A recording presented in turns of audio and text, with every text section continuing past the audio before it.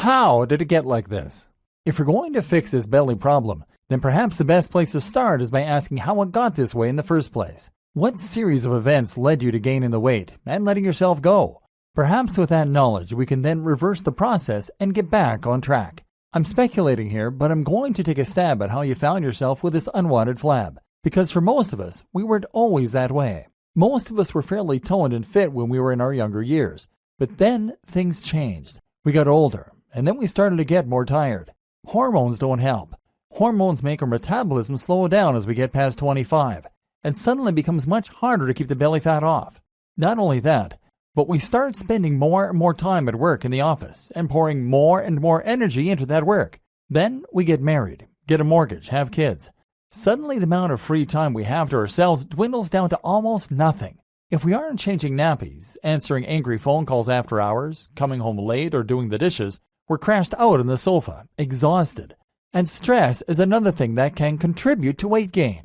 Stress increases cortisol. Cortisol makes us hungry, and it stimulates lipogenesis, or fat storage. Gradually, our gym regime takes a back seat, and soon after that, our diet takes a back seat too.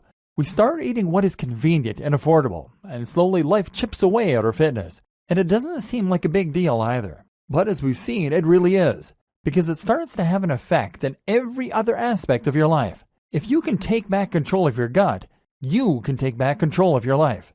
So how are you going to get it back? The problem is energy, not time. Let's take a closer look at this issue and see what it really boils down to. Now, a lot of people will tell you it comes down to time. They aren't in shape because they don't have time to be in shape. Is this accurate though? I would argue not, because if you are like most people, then you have somehow still managed to watch an awful lot of TV series. Maybe you recently completed the latest season of Game of Thrones. And then there's a simple fact that you could wake up earlier.